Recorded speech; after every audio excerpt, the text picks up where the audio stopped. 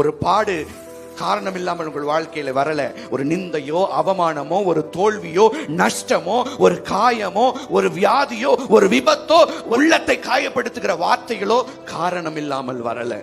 நீ உலகத்தில் இருக்கிற மனிதர்களுக்கு காரணம் இல்லாமல் பல காரியங்கள் நடக்கலாம். ஆனா கர்த்தருடைய ரட்சிப்பை பெற்ற, விலையேற பெற்ற ரட்சிப்பையும் மீட்பையும் பெற்ற, அபிஷேகத்தை பெற்ற, கர்த்தரை நேசிக்கிற பிள்ளைகளுடைய வாழ்க்கையில எப்படிப்பட்ட வனாந்தரமானாலும் அது காரணம் இல்லாமல் வருவதில்லை. அது ஒரு காலத்தில் வரும். அந்த காலம் ஒரு காரணத்தோடு வரும். அந்த காரணம் தான் உங்கள் வாழ்க்கையில கர்த்தர் வைத்திருக்கிற மகிமை. அந்த காரணம் தான் கர்த்தர் உங்க வாழ்க்கையில வைத்திருக்கிற உன்னதமான திட்டங்கள். நமக்கு தான் தெரியாது ஏன் இந்த வனாந்தரம், ஏன் இந்த பள்ளத்தாக்கு, ஏன் இப்படி என் பிராண சிநேகிதன் இன்னைக்கு எனக்கு எதிரியா மாறிட்டா, இவன் ஏன் இப்படி பண்றான், அவன் ஏன் அப்படி பேசுறான், இந்த வியாதி ஏன் வந்தது, இந்த விபத்து ஏன் வந்தது, நமக்கு தெரியாது. ஆனா கர்த்தருக்கு தெரியும். அதிலே அவர் ஒரு மகிமையான திட்டத்தை வைத்திருக்கிறார். ஆனால் அதற்கு நடுவில் நீங்கள் ஒன்றை புரிந்து கொள்ளுங்கள். கர்த்தர் தான் அனுமதிக்கிறார், கர்த்தர் தான் ஒப்பு கொடுக்கிறார். ஆனாலும் அனுமதித்த தேவன், ஒப்பு கொடுத்த தேவன் நம்மோடு இருக்கிறார். அல்லேலூயா.